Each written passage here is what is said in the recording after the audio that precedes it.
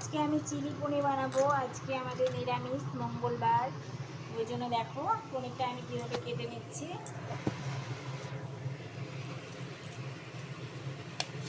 এইভাবে পনিরটাকে কেটে নিতে হবে। তোমরা সকলে জানো, তো আমি একটা তোমাদের সঙ্গে শেয়ার করছি। তারপর আমি এটা রান্না করব।